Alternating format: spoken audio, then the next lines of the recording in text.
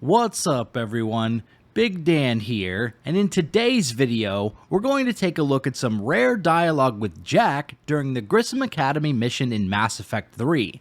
I'll also share a few other minor details and unique dialogue throughout the game, so stick around to the end to see it all.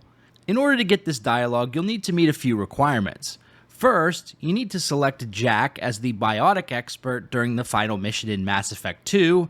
This is the part where she holds a biotic barrier to shield your team from the Seeker swarms. Next, you need to complete Priority Tuchanka, the mission where you cure the genophage, before rescuing the students at Grissom Academy. This is tricky because you basically need to go straight from Tuchanka to Grissom without going to the Citadel.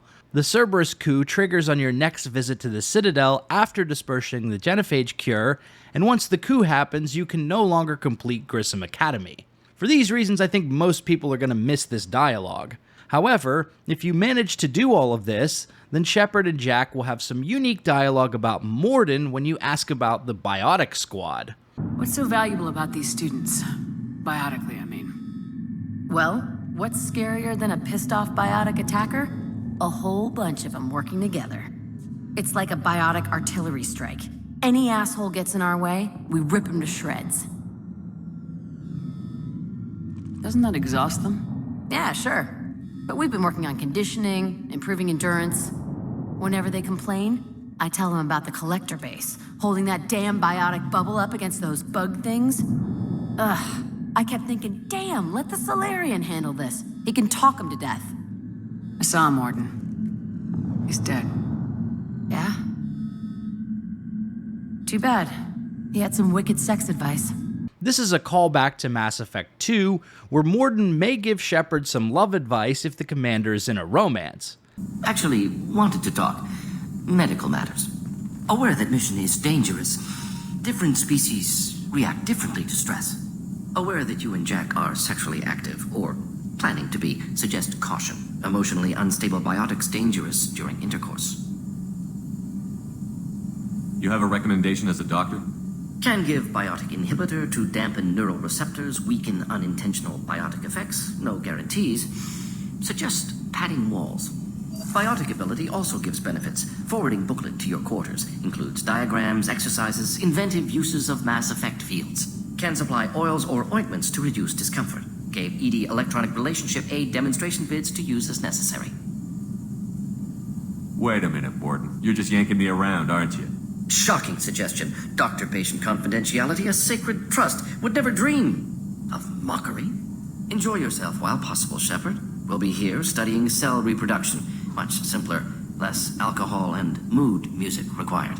There are at least two other variations to Jack's dialogue in this conversation.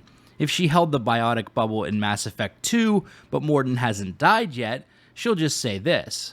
I tell them about the collector base, holding that damn biotic bubble up against those bug things. Ugh, I kept thinking, damn, let the Solarian handle this. He can talk him to death. And her dialogue is even more generic if another squad mate was chosen as the biotic specialist in Mass Effect 2.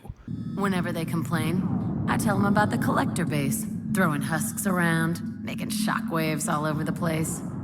Ugh, I kept thinking, damn, let the Solarian handle this. He can talk him to death. Right after you rescue her students from the Atlas mech, Jack will also have some unique dialogue if you bring a squad mate who you previously romanced. I just saw this exchange with Garrus for the first time yesterday. I bet that's a big comfort to all the people Cerberus has killed.